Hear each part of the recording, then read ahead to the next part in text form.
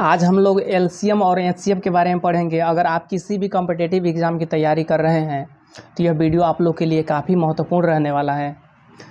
इसके बारे में हम लोग बेसिक से लेकर एडवांस तक देखेंगे। तो सबसे पहले बेसिक समझ लेते हैं कि कैसे समझेंगे कि एलसीएम पूछा गया है और कैसे समझेंगे कि एचसीएफ पूछा गया है। तो किसी भी सवाल में अगर कहा जाए कि आप छोटी सी छोटी संख्या ज्ञात कीजिए तो उसका एलसीएम निकालते हैं। अगर किसी भी सवाल में कहा जाएगा कि आप बड़ी सी बड़ी संख्या ज्ञात कीजिए, बड़ी सी बड़ी संख्या ज्ञात कीजिए, तो हम उसमें एचसीएफ निकालते हैं। उदाहरण से हम लोग स्टेप वाइज स्टेप समझते हैं।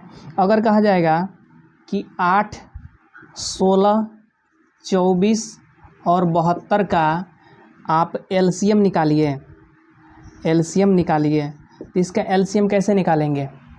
तो एलसीएम निकालने के लिए हम लोग अगर ट्रिक का प्रयोग करें तो ट्रिक ये होता है कि सबसे बड़ी संख्या में नज़र डालते हैं। अगर सबसे बड़ी संख्या वह संख्या है जो इन सबसे विभाजित है तो उसका डायरेक्ट आंसर वही हो जाएगा। तो देखेंगे 8 से भी 72 कट जाता है, 16 से भी 72 कट जाता है, 24 से 72 कट जाता है। तो इन सबको काट देंगे और बचेगा जो 72, वही हम लोगों का एलसीएम हो जाएगा। उसी तरीके से अगर हम एचसीएफ की बात करें, एचसीएफ की बात, तो एचसीएफ क्या होता है? मान लीजिए अगर हम अंकों को चेंज भी कर देते हैं, 2 लिख देंगे, 4 लिख देंगे, 8 लिख देंगे और 24 लिख देंगे, कहा जाएगा 48 भी लिख देते हैं। अगर कहा जाएगा कि आप इसका एचसीएफ बताइए, तो एचसीएफ तो वैसे भी सबसे छोटा ही होता है, लेकिन सबसे छोटे वाले को हम एचसीएफ तब मानेंगे जब ये सब में कॉमन हो, अर्थात ये 2 से सब कट जाना चाहिए। तो 2 से 4 भी कटता है, 8 भी कटता है, 24 भी कटता है, 48 भी कटता है। तो इस कंडीशन में इसका आंसर, इसके एचसीएफ 2 ही हो जाएगा। अब देख लेते हैं कि अगर भिन्न के रूप में पूछा जाएगा एलसीएम कैसे निकालेंगे, एचसीएफ कैसे निकालेंगे, तो भिन्न वाले सवाल को भी कैसे हल कर लेंगे हम लोग बिल्कुल आसानी से। अब समझते हैं भिन्न में क्या होता है।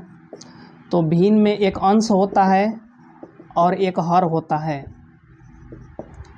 तो भिन्न वाले क्वेश्चन में अगर एचसीएफ पूछा जाएगा तो हम लोग उसको कैसे हल करेंगे? तो भिन्न में अगर एचसीएफ कहा जाएगा तो हम लिखेंगे अंशों का एचसीएफ और हरों का एलसीएम।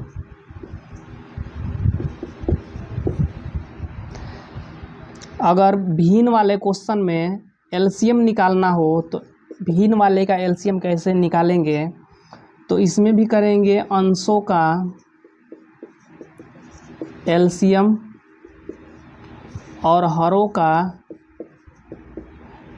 एचसीएफ। इससे एक बात साफ है कि जो भी निकालना है, एचसीएफ निकालना है, वो भी अंशों का निकलेगा, एलसीएम निकालना है ये भी अंशों का ही निकलेगा। अब एग्जाम्पल लेते हैं, जैसे 2/3, 3/4, 4/5, इसका कहेगा आप एचसीएफ निकालिए।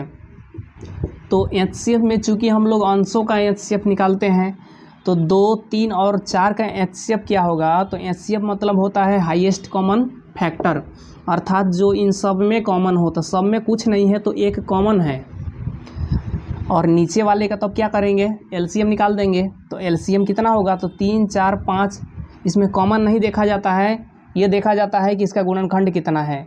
तो चूँकि इसमें कोई अंक कॉमन नहीं है तो हम इसको डायरेक्ट गुना कर देंगे।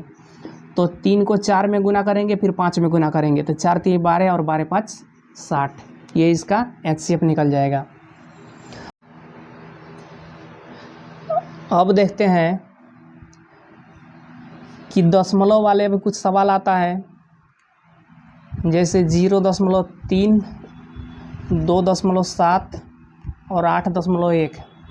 इसमें कहा जाता है आप इसका एचसीएफ निकालिए या एलसीएम निकालिए। तो दशमलव वाले संख्या का एचसीएफ और एलसीएम कैसे निकालेंगे? तो इसके लिए हम लोग क्या करेंगे? सबसे पहले इसको बटा में बदल लेंगे।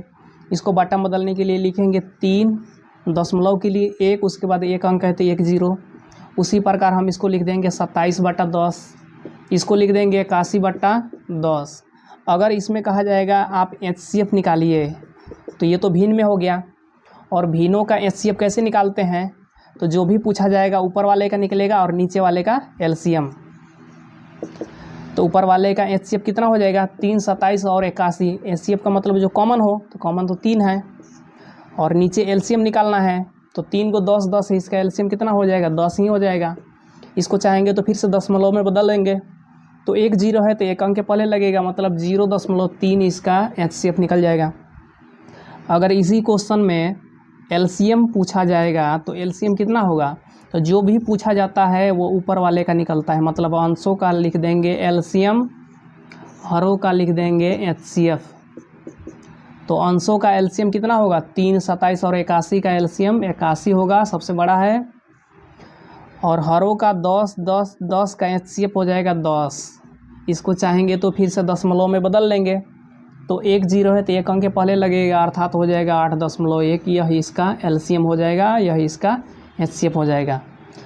तो इस डायरेक्ट सवाल में बता सकते हैं कि जो बड़ा वाला मान है LCM है, जो छोटा वाला मान है वो HCF है।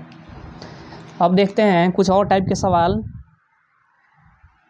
जब पावर के रूप में सवाल दिया जाता है तो उसको बहुत से स्टूडेंट क्या करते हैं, छोड़ कर के आ जाते हैं, लेकिन वो बहुत आसान होता है और सबसे आसान होता है। जैसे कहा जाएगा 5 के पावर 19, 5 के पावर 6, 5 के पावर 20 और 5 के पावर 24, ऐसा कुछ सवाल दिया जाए जिसमें 5 सब में है, कॉमन है, तो इसका अगर HCF कहा जाएगा तो कितना होगा और LCM कहा जाएगा तो कितना होगा। इसका गुणनखंड करने जाएंगे, 5 को 19 बार लिखेंगे, 5 को 6 बार लिखेंगे, लिखते रह जाएंगे। तो इसलिए ऐसा नहीं करना हम लोगों को, ये गलतियां नहीं करना है। HCF का मतलब होता है जो सबसे छोटा हो, HCF मतलब सबसे छोटा, और LCM का मतलब होता है जो सबसे बड़ा हो। बहुत आसान है। तो सबसे छोटा कौन है, 5 के पावर 6 है, तो ये इसका HCF हो जाएगा। LCM का मतलब सबसे बड़ा, तो सबसे बड़ा कौन है, तो 5 के पावर 24 है। इस प्रकार हम आसानी से LCM और HCF निकाल सकते हैं। ऐसे ही और वीडियो देखने के लिए चैनल को सब्सक्राइब जरूर कीजिएगा। धन्यवाद।